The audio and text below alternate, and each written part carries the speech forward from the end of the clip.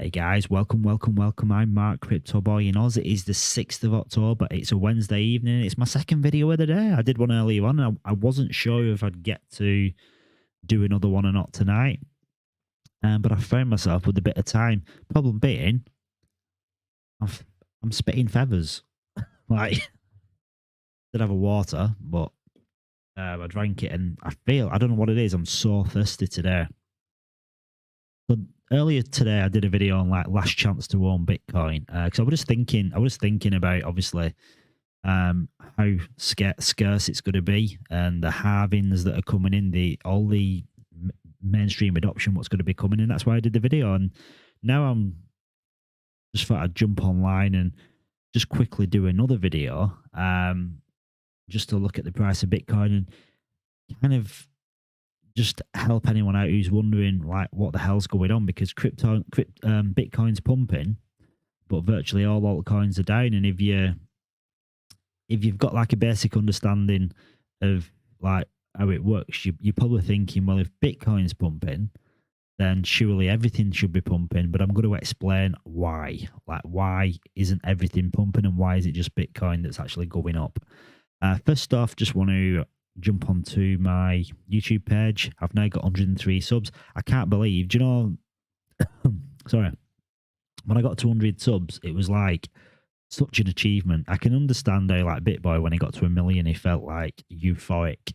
That's what I feel. I got 100 subs, and it's made me feel really, really happy. I feel like I've hit a milestone. YouTube sent me an email. I mean, I don't get a plaque or anything. I mean, I think they should. I think 1 million, I can understand you getting like a plaque saying you've got 1 million subs.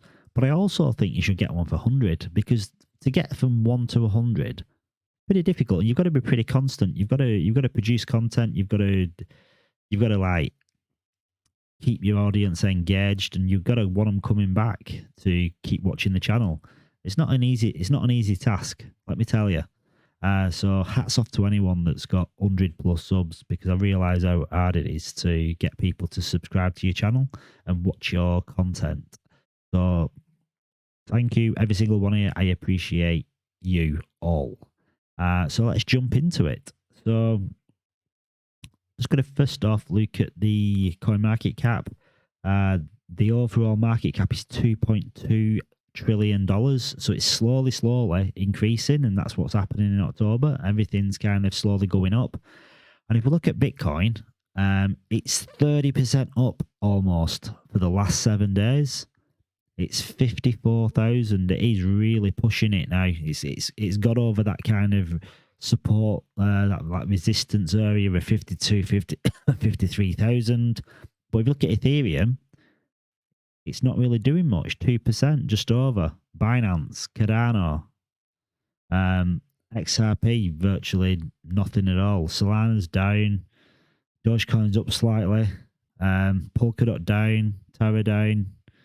Everything is pretty much down, apart from like the odd coin, which is kind of like Bitcoin Cash is pumping, probably because it's correlated to Bitcoin. Or retail aren't too sure, and probably thinking they're buying Bitcoin when they're not. But yeah, not a lot's up, and a better one to look at is crypto bubbles, and this is just easier. Now there's a lot of red, but there are quite a few. There are quite a few what are green as well. I won't say any of the ones that are green are like your major alts.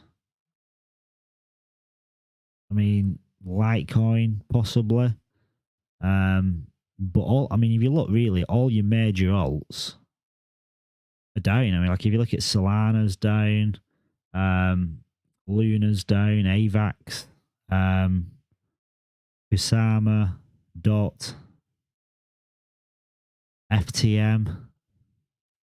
I'm just actually looking for Matic over here. So most of them are down. the ones that are up, I mean, the biggest one, Shiba. I mean, why the hell that up? I mean, is that because Elon tweeted his dog? Maybe. Who knows? So I wanted to explain why. Like, why is everything not up? when Bitcoin, if you look here, we're on the daily chart, and 1, 2, 3, 4, 5, 6, 7, 8. So for 8 days, it's been going up. One day, obviously, it went sideways a little bit and it finished on a slightly lower candle, but it was marginal. It was like borderline if it was or not. And if you look here, it's gone from like 41 up to 54,400 in just over a week. That is mammoth growth for Bitcoin anyway. And I'm going to show you now something that you probably don't look at or you've not really looked at. This chart is called... Sorry, got a bad cough. This chart is called BTC dominance.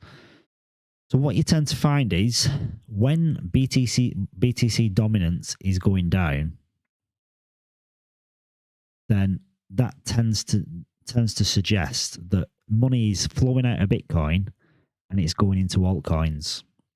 When BTC dominance goes up, then that means money is leaving altcoins and the money is going back into Bitcoin.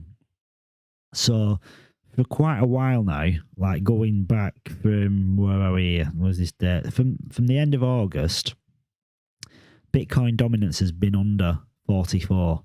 And for a big part of it, it was under 43. Now, why it's been low,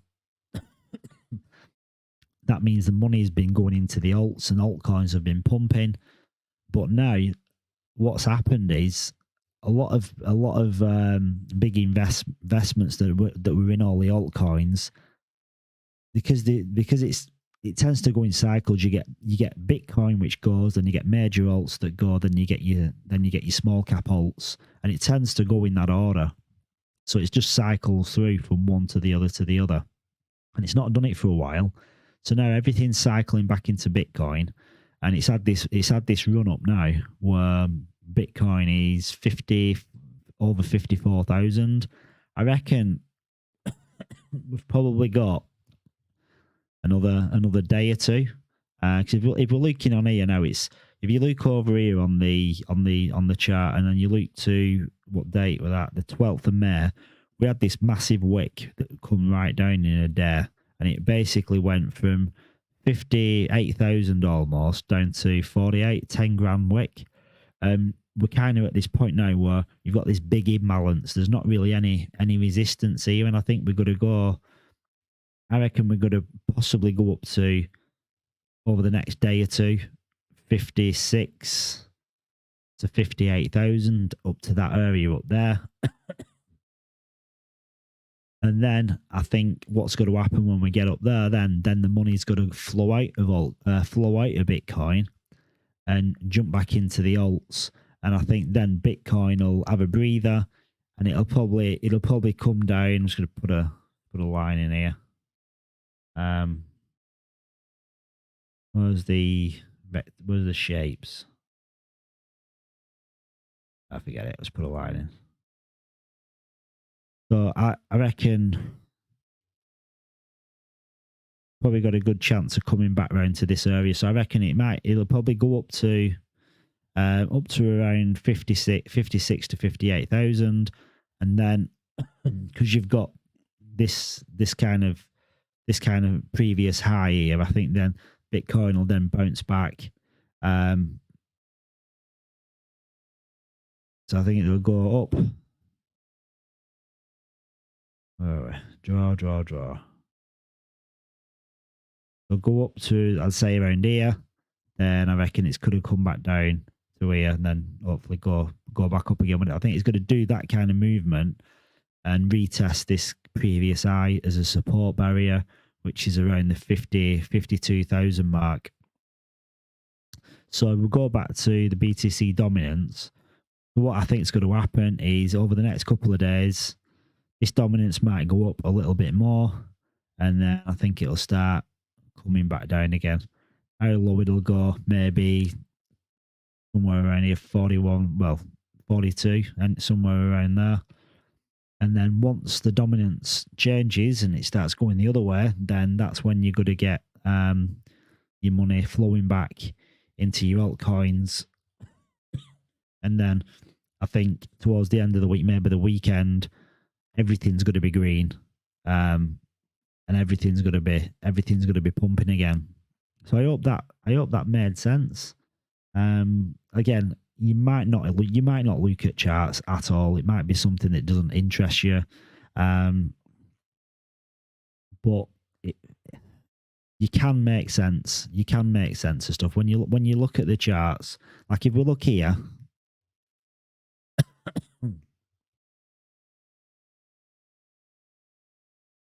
Go. So if we look at this line here, try and highlight that and bring it back. So that line, because you've got this low, then you got these previous lows where they touch. This actually forms like a support line. So you can always come back and test this support, and as long as you don't break it, you're keeping the trend. You're keeping the trend going on. So there's little things by looking at like if we look here, I'm going to zoom in. So this was before the breakout. So it had this high, then it had this lower high, and then it kind of started coming up and touching it. And then you knew if it broke that line, then it's brought through like a resistance, and then it shot up here. And then I drew this line because this is a previous high, so I think it could come back and test this. So this is pretty much how you kind of do really basic charting. But again, it's a lot of people don't do it. They don't care. I mean, a lot of people just buy crypto and they really don't care about charts. They really don't care. It's just a case of buying it and holding it. But I just wanted to explain that if you weren't sure why it was only Bitcoin that were going up and everything else wasn't, that just to recap again, it's all to do with this Bitcoin dominance. So when Bitcoin dominance is going up, then money's coming out of alts, going into Bitcoin, pushing the price of Bitcoin up. When Bitcoin dominance is coming down, it doesn't necessarily mean the price of Bitcoin's coming down. It just means money's coming out of Bitcoin and going into altcoins. There's more money in the alts, but Bitcoin can kind of just stay where it is. It doesn't necessarily mean Bitcoin's going to have like a massive price crash or anything. It can just be coming down like 3, 4, 5%. In some cases, it just stays going sideways and it doesn't do anything at all. But yeah, I hope that's explained it.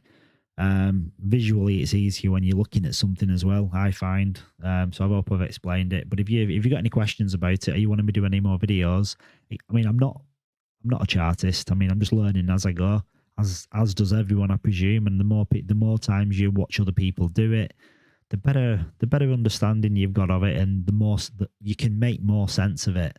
And trust me, like when you're looking at charts, I mean, I'm just going to go to some. I don't know. Let's look at some. Let's look at Link. Let's look at Link. So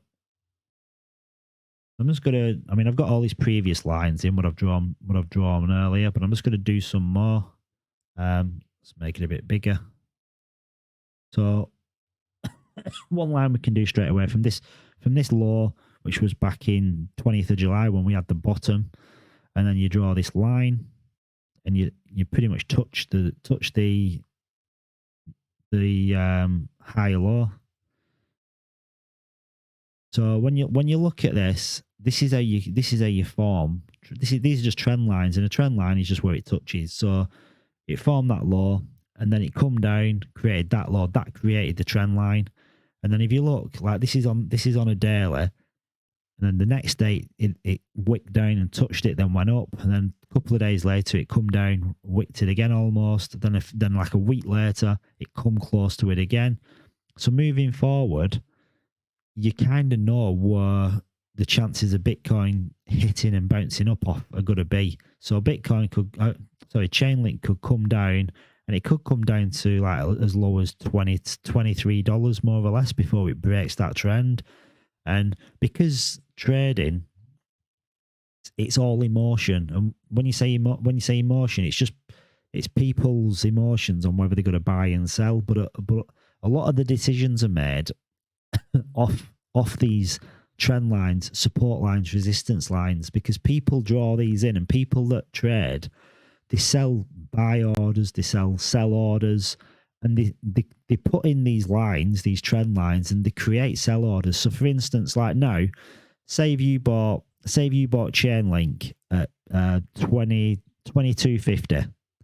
You bought it around say 23, you bought it at $23. And if you were trading, what you might do is put your buy order in at $23, so you've bought it. And you might just leave it to see where it goes. You might have a sell order at $30, $35, or you might not have a sell order. You might have like sell order at 35, or you might not have a sell order at all. You might just you might be happy with the entry that you've got at $23 for Chainlink, and you just want to like ride up the wave and just see where it goes. See if it goes up to $200, $250, which may be what will happen at the end of the bull run. But you don't want to lose money. So what you might have done is bought it at $23, and looking at this trend line, then you might have set a stop loss at, say, $21.50, $22, which means like when it breaks this trend line, you might have allowed for a little bit more, like 2, 3, 4%, 5%. And then once it breaks that, because then you're thinking if it goes past that trend line, it could be coming back down to like here, these previous highs, which will form some kind of support around $18 to $19. So you might be selling at $21.50, because once it goes through there, then you could be expecting it to go lower, but you don't want to lose out You don't want to lose out so much. So you set a stop loss. So as soon as it hits $22 or $21.50, it sells it, and then you've got fiat then to buy it back if it carries on going lower. But that's if you're a trader, and if you're a trader, you've got to know that anyhow. But forming these trend lines, it just makes things easy. And then I'm just going to do another one now. So go off that the eye that we had on the 6th of September, draw this trend line down here. So if we look at this trend line now, it didn't quite reach it here. It was like, I don't know, $1 away maybe from hitting it there. Then down here, it's hit it once, twice, 3 times, 4 times. So what you can look at here is if it actually breaks this trend line and then retests, this is like a good time to buy. So because you don't really know where it's going to go yet, but if it actually goes up and then comes back down, hits that trend line, and then goes up off that. So this is where you want to be. You want to be buying here. If you've not already bought it at 27, if you just want to make sure it's not like I don't know.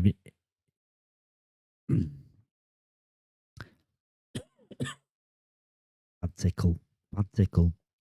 So yeah, if you want to just test to make sure it's going to break that trend line, come back down, test it as support, then go upwards again. Then you could wait for that retest and then buy it again here. And it's just drawing these little lines where you can kind of make a bit of sense of stuff. And it's what other people are doing, what other traders tend to use as well. So that's why these trend lines, support lines, resistant lines, they tend to work. I just thought I'd explain that. So I hope you've got that. Just jumping onto the fear and greed. We're getting greedy, and I don't know why. I mean, this is like, if you look at the chart, now I think this is like a day old. It updates in 10 hours. So I think tomorrow this will probably be around the 50 mark, because looking at the altcoins, people tend to panic a little bit. So anyway, I hope you've liked this short video. And it's explained it simple for you, so you can understand it. If you did, smash the like button, subscribe to the channel. Invest well, most important thing above everything. Invest your coins well. Invest your money well into the smart coins, the smart money, the smart projects, the investors that have actually been around. They've had previous successes possibly, and the projects have got a use case, and ideally they're being used. Unless you've found some super little niche. You've found some like little, I don't know, entrepreneur that's maybe done something in the real world that's got some that's got some kind of special sauce about them. They've basically, you found someone that's going to do something special with a crypto, but he's not done it yet, or they've not done it yet. So like when these guys could be really really low cap gems. They could have very little market cap at all. But you might know something that nobody else knows. Like, you might know the founder is an absolutely amazing, clever guy that's done successful things before. That's coming into a project that's really going to take off. Like, if you know something like that, like, they're perfect. You can get into those, and they don't need to have done anything, as long as you believe that they're going to do something with like some strong reasoning behind it. And getting in on projects like that is insane, because that's where you can make massive gains. So invest well, and remember, there's a crypto boy in every single one of you, even you women out there.